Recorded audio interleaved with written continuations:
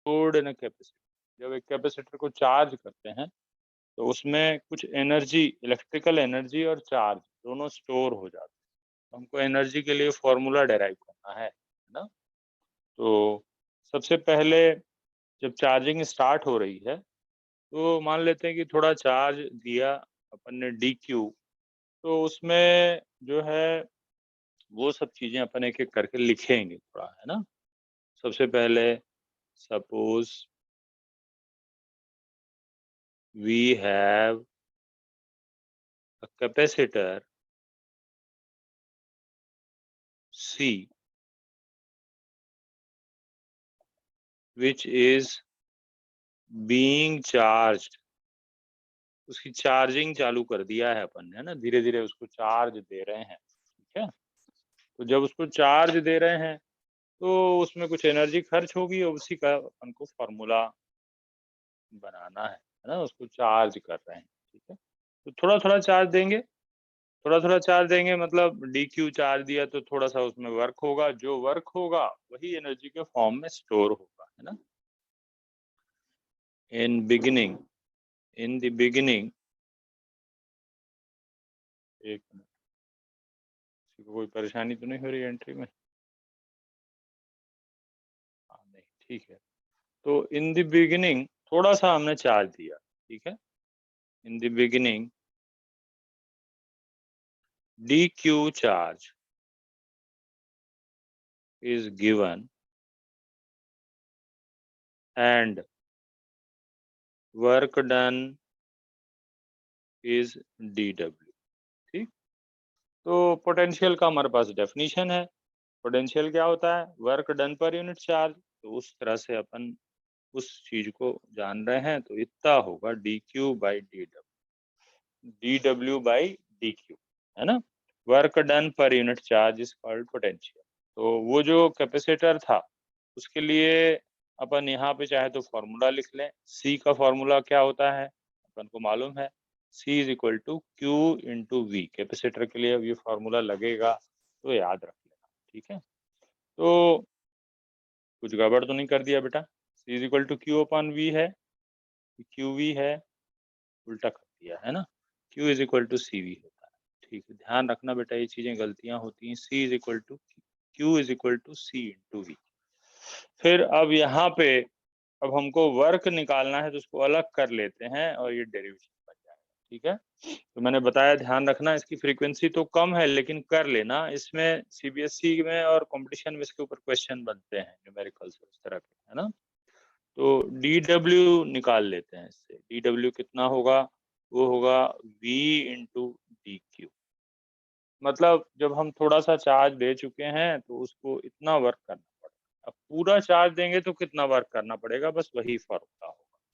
तो जो पूरा वर्क होगा W, वो इसी वर्क को इंटीग्रेट करना पड़ेगा। चार्ज 0 से लेकर Q तक पूरा भरना है और उसी जो ओरिजिनल वर्क था DQ, इसी को हमको इंटीग्रेट करना है, ठीक है। तो यहाँ पे अब हम इसको इंटीग्रेट करते हैं। देखो बहुत इजी है ये।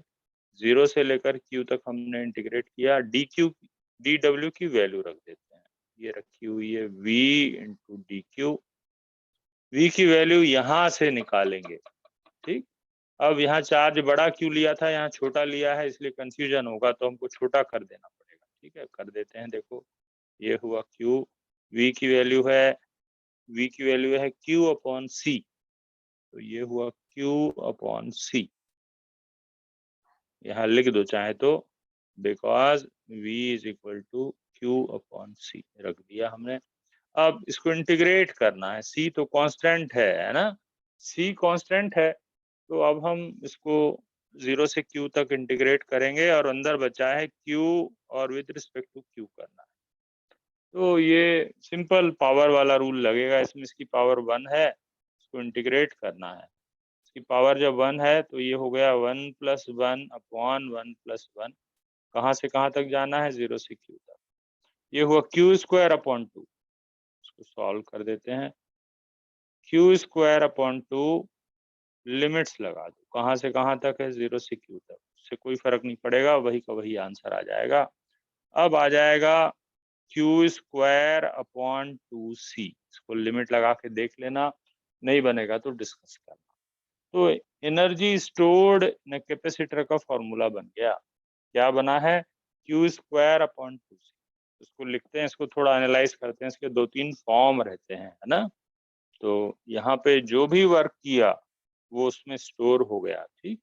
तो this work is stored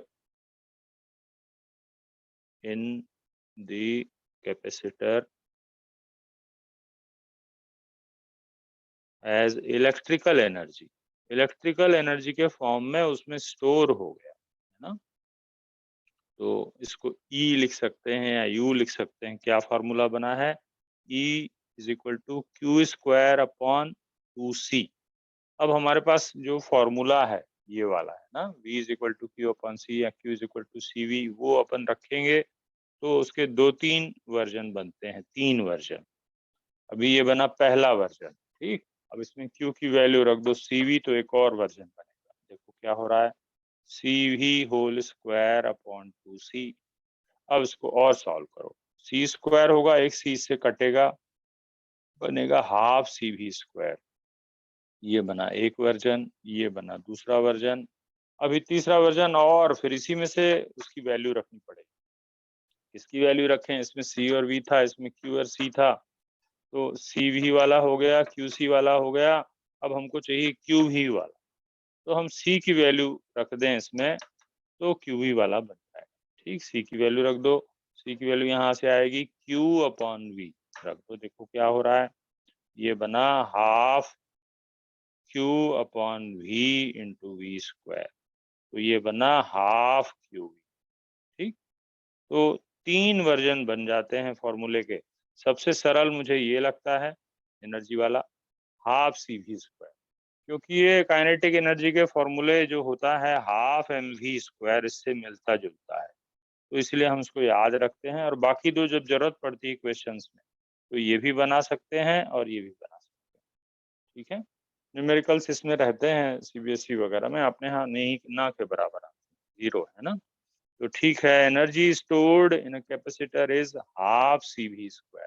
C is the capacitance of the capacitor और condenser, V is the potential, जहां तक उसको चार्ज कर रहे हैं, ठीक है। तो इस तरह से हमने ये देख लिया। अब इसकी एनर्जी की यूनिट वही रहेगी, मैच करवा सकते हो आप चाहो तो। इसको देखो, V होता है जूल पर कूलाम, ये है कूलाम, दोनों बन गया जूल। सिमिलरली एक एक करके तीनों में तुम चेक कर सकते हो, डायमेंशनली करेक्ट है वो, तो डायमेंशनल वेरिफिकेशन भी हो सकता है ना। तो समरी बनाए, अगर हम फिर से यहाँ पे लिखें, तो एनर्जी स्टोर्ड हमारा प्रेफर्ड फार्मूला है ½ CV²। फिर C की जगह रख दो दूसरा फार्मूला, तो बन जाएगा दूसरा ½ Q × V। फिर इसी में से एक और बना, वो बना है ½ Q²/C। तो हाफ सब में है, और बाकी ये इनको मैनिपुलेट करते जाओ एक ही फार्मूले से वो बन जाता है, ठीक। तो ये बना energy stored in a capacitor का फॉर्मूले का डेरिवेशन, ठीक। तो ये हुआ फर्स्ट डेरिवेशन। अब आते हैं हम लोग एक और डेरिवेशन आज के लिए हमने प्लान किया है ना। वो क्या है, वो है कि जब दो कैपेसिटर्स को जोड़ते हैं तो क्या होता है ना, उनके पोटेंशियल सेम हो जाते हैं। इसको जरा अच्छे से समझना, है ना। इसमें से एक लंबा डेरिवेशन है, उसके 2 पार्ट ना। तो फर्स्ट पार्ट आ चुका है 2-3 बार, जो लेंदी वाला पार्ट है वो नहीं आता है हमारे यहाँ, फिर भी उसको करें, ठीक। तो यहाँ पे जो है इसकी हेडिंग क्या रहेगी, रीडिस्ट्रीब्यूशन ऑफ एनर्जी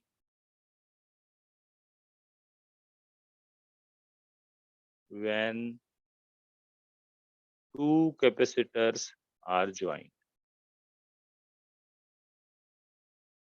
2 कैपेसिटर को आपस में जोड़ दें तो क्या होगा, उनमें एनर्जी इधर से उधर फ्लो होने लगी। इसको जरा अपन ध्यान से एक बार समझते हैं, है ना, कैसे होगा, क्यों होगा, तो थोड़ा सा क्लियर होगी ये बात। जैसे देखो, पहले तो हम 2 कंटेनर ले लेते हैं जिनमें लिक्विड भरा हुआ है, ठीक। मान लो एक बड़ा बेस का है, इसकी कैपेसिटी ज्यादा है, इसकी कैपेसिटी कम है। अब दोनों में हमने कुछ लिक्विड फिल कर दिया है, ठीक है? हमने कम कैपेसिटी वाले में ज़्यादा लेवल तक भरा है और ज़्यादा कैपेसिटी वाले में कम लेवल तक भरा है। ठीक, अब हम क्या करते हैं, इन दोनों को ज्वाइन कर देते हैं, जैसे कि कैपेसिटर्स को ज्वाइन कर रहे हैं वैसा ही कर रहे हैं हम। ठीक, ये हमने ज्वाइन कर दिया, क्या होगा, liquid will start flowing from one container to the other. कब तक फ्लो होगा, है ना, till the level of the liquid in both the container is same. तो क्वांटिटी देख के फ्लो नहीं होगा वो, इसमें तो बहुत कम क्वांटिटी है, इसमें ज्यादा है, लेकिन इसके बावजूद वो इसमें लेवल ज्यादा है, इसलिए यहाँ से लिक्विड इसमें जाएगा। So liquid will flow according to the level of containers in the, just to maintain the same level in both, दोनों में सेम लेवल बनाने के लिए फ्लो होगा। अब वो यहाँ से धीरे धीरे फ्लो होते होते मान लो थोड़ा यहाँ चढ़ा और उसमें थोड़ा गिरा, और कुल मिला के फाइनल पिक्चर जो है वो ऐसी बनेगी। अपन इमेजिन कर लेते हैं कि जब तक कि दोनों का लेवल सेम हो जाएगा तब तक लिक्विड फ्लो होता रहेगा। अब ये लेवल सेम हो गया है, तो मतलब हुआ क्या, हुआ इसमें रीडिस्ट्रीब्यूशन ऑफ लिक्विड। एक में से जो थोड़ा लिक्विड है वो दूसरे में चला गया, वो थोड़ा रीअरेंज हुआ उनका आपस का, so that the level is same. Same चीज इसमें भी हो, जब दो कैपेसिटर्स को जोड़ेंगे, है ना, मान लो हमने एक कैपेसिटर लिया C1, दूसरा कैपेसिटर लिया C2, इसकी कैपेसिटेंस C1 है, C2 है, इसमें कुछ चार्ज दे दिया हमने Q1, इसका कुछ पोटेंशियल होगा V1। सिमिलरली इसको कुछ चार्ज अलग से दे दिया Q2, इसका कुछ पोटेंशियल होगा V2। ये वैसा ही हो गया कि एक कंटेनर है कैपेसिटेंस, इसमें कुछ लिक्विड भरा हुआ है Q1, इसका कुछ लेवल है V1। दूसरे वाले कैपेसिटर की कैपेसिटी है C2, इसको कुछ चार्ज दिया है, quantity of the liquid Q2 that is charge, level है। जैसे ही जोड़ेंगे एक चीज दोनों में सेम हो जाएगी, है ना, थोड़ी देर में ये एक नया लेवल बन जाएगा जिसको हम कॉमन पोटेंशियल बोलते हैं, है ना। उसके लिए फॉर्मूला बनाना है, ये आ चुका है 2-3 बार और सरल है ना। अपन इसको देखते हैं, फिर इसके आगे थोड़ा एक पोर्शन और आएगा, वो लेंदी पड़ता है लेकिन उसको भी करेंगे, पर आता नहीं। तो स्टार्ट करते हैं चलो, है ना। सबसे पहले तो लिखेंगे कि हमारे पास दो कैपेसिटर्स हैं, ठीक। Suppose we have two capacitors. We have two capacitors.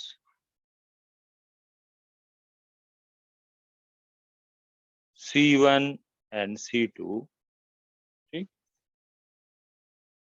अब दोनों के लिए हमने अभी अभी देखा था फॉर्मूला, एक फॉर्मूला आपको हमेशा याद रखना चाहिए, है ना। वो क्या रहता है, Q is equal to CV। इसमें कंफ्यूज मत होना, ये याद रखना बार बार, हम लोग खुद ही कंफ्यूज हो जाते हैं, फिर भी आप भी ध्यान रखना कि 3 फॉर्मूले बनते हैं, लेकिन एक ऐसा वर्जन बना लो जो आपको याद है। Q is equal to CV।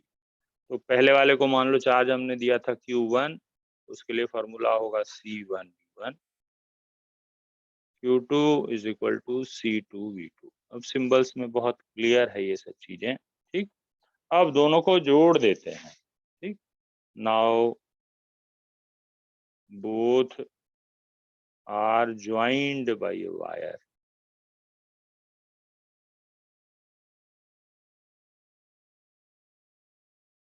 जैसे इसको हमने पाइप से जोड़ा था, वैसे कैपेसिटर को हम तार से जोड़ेंगे, ठीक। जैसे एक कैपेसिटर था मान लो C1 और दूसरा कैपेसिटर था C2। अब ये दोनों यहाँ रखे हुए हैं, अब इनको यहाँ वायर से ऐसे जोड़ देते हैं। देखो ये पैरेलल बन गए, तो पैरेलल बन गए तो एक से चार्ज दूसरे में फ्लो होने लगता है, जैसे लिक्विड फ्लो होने लगा था, है ना। कब तक फ्लो होगा, कि जब तक कि ये पोटेंशियल दोनों का सेम ना हो जाए, ठीक।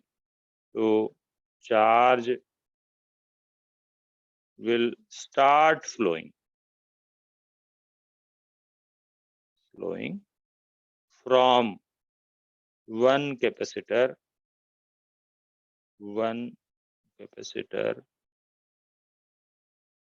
to other till potential becomes same। तो जब तक कि दोनों का पोटेंशियल सेम नहीं हो जाता, है ना, तो टिल पोटेंशियल बिकम्स सेम। अब वो कॉमन पोटेंशियल ही हमको निकालना है। कि कितना हो जाएगा, यही है इम्पोर्टेंट डेरिवेशन, है ना, एक इम्पोर्टेंट डेरिवेशन। तो अब देखो चार्ज तो पक्का है, पैरेलल में जोड़ा है तो कैपेसिटेंस भी पक्का है, कितनी हो जाएगी, तो लिखते हैं फॉर कॉम्बिनेशन। अब एक एक चीजें जो हैं हमारे पास उसको एनालाइज करते हैं, ठीक। तो जब जोड़ा है हमने दोनों को, देखो पैरेलल हो गया तो कॉम्बिनेशन की कैपेसिटेंस मालूम है हमको, तो कैपेसिटेंस इसको, है ना, हुआ देखते हैं। तो capacitance is equal to capacitance equal to C लिख देते हैं, C C1 plus C2। Parallel में कैपेसिटेंस का हमारे पास फॉर्मूला है ना, C इज इक्वल टू C1 प्लस चार्ज। अब देखो चार्ज दोनों में तो Q1 Q2 था, तुम भले जोड़ दो इधर उधर जाए लेकिन टोटल चार्ज तो वही रहेगा, क्या रहेगा, Q1 प्लस Q2। ऐसे समझना कि जैसे देखो हमारे पास दो बर्तन थे, भले उनमें लिक्विड आ रहा है जा रहा है लेकिन टोटल तो उतना ही रहेगा जितना पहले था, है ना। इसी तरह से कैपेसिटेंस भी पैरेलल में दोनों की टोटल हो गई, बस चेंज क्या हुआ है, पोटेंशियल, थोड़ा चार्ज इधर का इधर हो गया, ठीक। तो अब कॉमन पोटेंशियल जो है उसी का पूरा अपने पर्पस था निकालना, V is equal to total charge. अब V का फॉर्मूला क्या है, देखो V का फॉर्मूला है V is equal to Q upon C, ऊपर लिखते हैं Q upon capacitance, total capacitance, ठीक। टोटल चार्ज कितना है, Q1 plus Q2 upon total capacitance कितनी है, C1 प्लस C2। Q1 का फॉर्मूला ऑलरेडी है ना, C1V1, C1V1। Q2 का फॉर्मूला भी यहाँ से ले लिया, C2V2 upon C1 plus C2। इस तरह से हमने ये डेरिवेशन पूरा हो गया, है ना, पहला पार्ट डेरिवेशन का पूरा हो गया, यहीं तक पूछा ही जाता है हमारे यहाँ ज्यादातर। इसमें एक और पार्ट आता है, वो लेंदी पड़ता है, वो आता नहीं है एग्जाम में, मतलब है अपन कर लेंगे, पर वो एग्जाम में पूछा नहीं जाता। वो होता ये है बेटा, पहले इसको अच्छे से समझ लो तो उस पार्ट को दूसरे पार्ट को समझा लो। देखो हमने जब क्या किया, दो कैपेसिटर्स को पैरेलल में जोड़ा तो चार्ज एक कैपेसिटर से दूसरे में फ्लो होगा till the potential is same, वो कॉमन पोटेंशियल निकालना पड़ता है। तो अगर इस पूरी स्टोरी की समरी बनाओ तो कॉमन पोटेंशियल क्या होगा, टोटल चार्ज अपन टोटल कैपेसिटेंस। टोटल चार्ज कितना है, Q1 प्लस Q2, कैपेसिटेंस कितनी है, C1 प्लस C2, इसको डिवाइड कर, Q1 की जगह रख दो C1V1 और Q2 की जगह रख दो C2V2, और बस इस तरह से डेरिवेशन हो जाता है ना। तो हमने अभी अभी ये देखा कि जब दो कैपेसिटर को जोड़ रहे हैं तो चार्ज एक से दूसरे में फ्लो होने लगता है। अब इस फ्लो होते समय कुछ एनर्जी का लॉस होता है, उसको कैलकुलेट करना है ना। उसी का डेरिवेशन जो है वो लेंदी पड़ता है बहुत, और बहुत कम पूछते हैं, जनरली वो पूछते नहीं है हमारे यहाँ, ठीक है। तो वो अपन करते हैं अभी इसके बाद, फिर उसके बाद आता है नेक्स्ट, आज का इतना हो जाएगा, ठीक है, फिर अपन बाद में देखेंगे। तो नेक्स्ट है, एक मिनट बेटा, हाँ हाँ एक मिनट,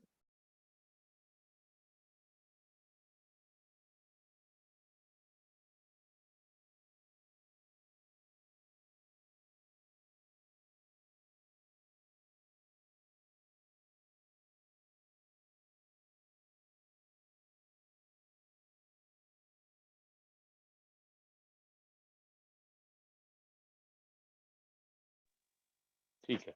चलो अब हम लोग कंटिन्यू करते हैं। अब हम लोग निकालते हैं लॉस ऑफ एनर्जी, है ना। तो उसके लिए वो हुआ दूसरा पार्ट इस डेरिवेशन का, उसको हेडिंग देते हैं। इसकी फ्रीक्वेंसी लगभग नहीं है अपने उसमें आने की, डेरिवेशन की, है ना। तो अब हेडिंग दे रहे हैं loss of energy when two capacitors are joint, ठीक है। तो जब दो कैपेसिटर्स को जोड़ते हैं, when two capacitors are joint, तो जब दो कैपेसिटर को जोड़ते हैं तो हमने हमने फॉर्मूला तो बना लिया एक कॉमन पोटेंशियल का, ठीक है। तो वो लिख लेते हैं, ठीक। फॉर 2 कैपेसिटर्स, शॉर्ट में लिख रहे हैं, Q1 is equal to C1V1 एक relation, Q2 is equal to C2V2 दूसरा रिलेशन। कॉमन पोटेंशियल का फॉर्मूला अभी हमने बना लिया ना, आफ्टर ज्वाइनिंग कॉमन पोटेंशियल, अभी बनाया अपन ने, V is equal to Q1 plus Q2 upon C1 plus C2, फिर Q1 की हमने वैल्यू रख दी, C1V1 plus C2V2 upon C1 plus C2। इतना हो चुका हमारा एक पार्ट में, है ना। अब एनर्जी के बारे में डिस्कशन करना है। इनिशियली दोनों कैपेसिटर में कुछ एनर्जी होगी, कॉम्बिनेशन की एनर्जी होगी, तो हम देखेंगे कि जो टोटल अलग अलग एनर्जी थी दोनों की, इसकी एनर्जी अलग, इसकी एनर्जी अलग, और जो कॉम्बिनेशन की एनर्जी है दोनों में कुछ डिफरेंस आए, that will be known as loss of energy, ठीक। तो अब यहाँ पे लिखते हैं एनर्जी के पॉइंट ऑफ व्यू से फोकस करते हैं, ठीक। एनर्जी ऑफ कैपेसिटर्स, पहले E1 लिख देते हैं, ठीक। Half C1V1 square, E2 is equal to half C2V2 square. ये दोनों की अलग अलग एनर्जी है, पहले वाले कैपेसिटर की एनर्जी इतनी है, दूसरे वाले की इतनी है। अब कॉम्बिनेशन की, और कॉम्बिनेशन कॉम्बिनेशन की देखो फॉर्मूला वही है, हाफ कैपेसिटेंस पोटेंशियल, तो कॉम्बिनेशन की एनर्जी को हम E लिख देते हैं, हाफ कैपेसिटेंस, कॉम्बिनेशन की कैपेसिटेंस कितनी है, C1 plus C2। Potential, common potential है, कॉम्बिनेशन का पोटेंशियल है V, इसका फॉर्मूला ये रखा हुआ है, ठीक।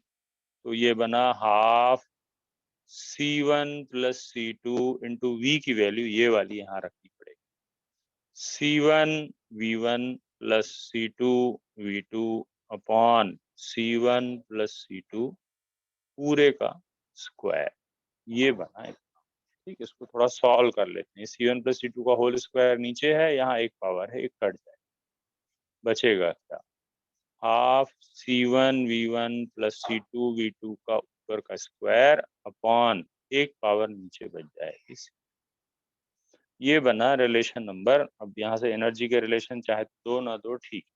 एनर्जी का लॉस कितना होगा, जोड़ने के पहले दोनों की एनर्जी थी E1 और E2, जोड़ने के बाद एक कॉमन ग्रुप का एनर्जी बना, वो ये है, तो लॉस ऑफ एनर्जी क्या होगा, loss of energy in joining,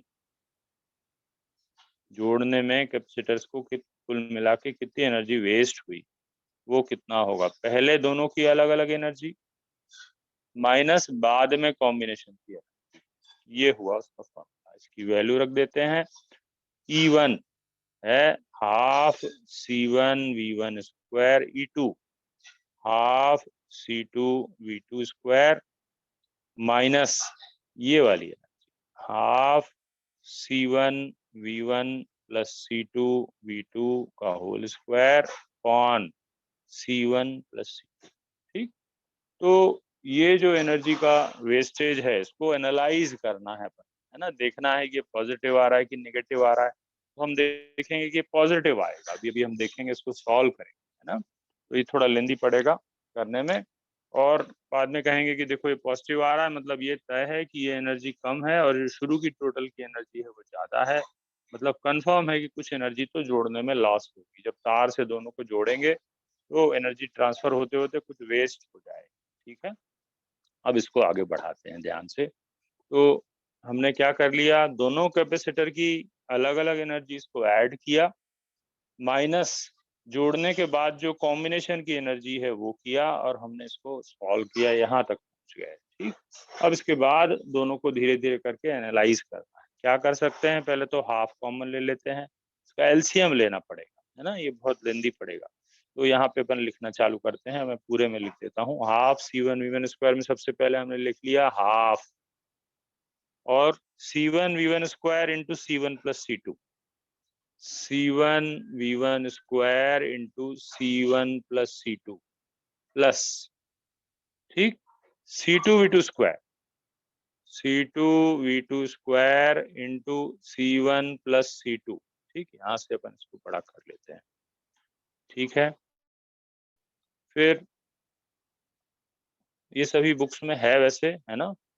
फिर ये तो इसके नीचे सेम नंबर था, इसको यहाँ पे लिख लेते, तो ये दोनों हुआ, इसके आगे माइनस आएगा, ठीक, minus C1 V1 plus C2 V2 का whole square, C1 V1 plus C2 V2 का होल स्क्वायर, ये बना इतना, और अपॉन में क्या आएगा, अपॉन में डिनोमिनेटर सबके नीचे आ गया, हमने एलसीएम किया, ठीक, ये हुआ हमारा एक्सप्रेशन। अब इसको पूरे को एनालाइज किया जाएगा, ठीक है, ये पूरा मैंने नोट कर लिया, मैं इसको क्लीन कर देता हूँ। अब अपन आ जाते हैं, इसको सॉल्व करना पड़ेगा पूरे को ध्यान से, है ना। देखो क्या हो रहा है, हाफ C1 के साथ इसका इंटू होगा, C1 स्क्वायर V1 स्क्वायर, ठीक, फिर नेक्स्ट C2 के साथ इसका इंटू होगा, plus C1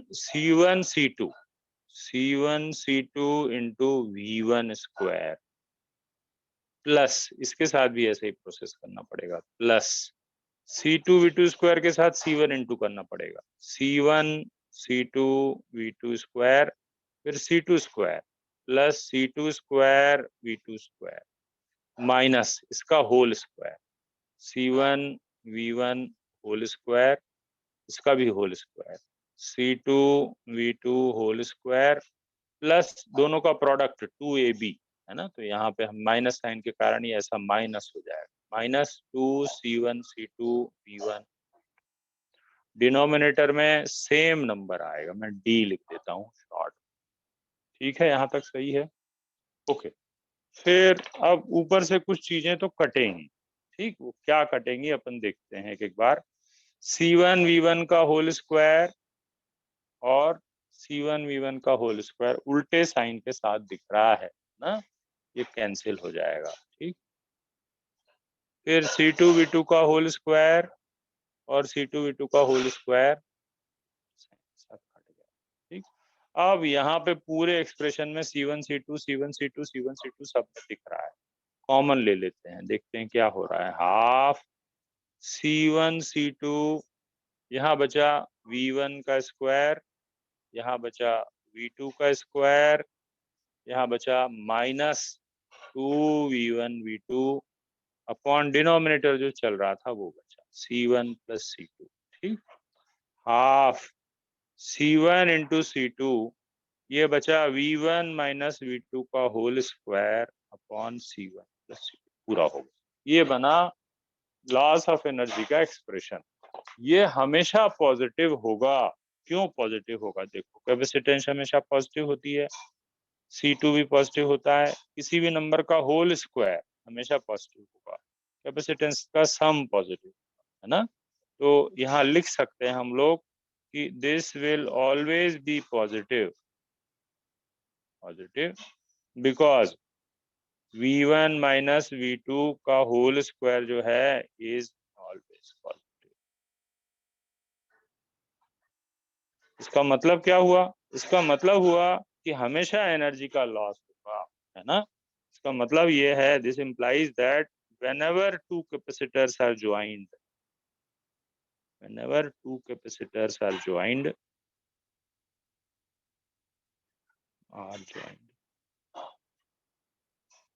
there is some loss of energy, there is some loss of energy, कुछ तो एनर्जी वेस्ट होती है ना, वायर से ट्रांसफर हो गई, मे बी हीटिंग में, स्पार्क में, किसी और चीज में वेस्टेज ऑफ एनर्जी हमेशा होता है, वो उसका ऐसा कह लो कि डेल्टा ई का फॉर्मूला बना दिया, ठीक है, इसको याद रखने की जरूरत ऐसे नहीं है, पर फिर भी अपन को करते बनना चाहिए, है ना, ठीक है, ओके, यहाँ तक हो गया। ये टफ है थोड़ा करने में, इसमें गलतियां होने की चांस रहती है, शायद इसलिए बोर्ड पे बोर्ड वाले देते नहीं कभी भी, है ना, बहुत रेयर कभी दिया होगा, मे बी 2011-12, उसके बाद 8-9 साल से नहीं किया, तो ठीक है बेटा, इसको कर लिया अपन ने।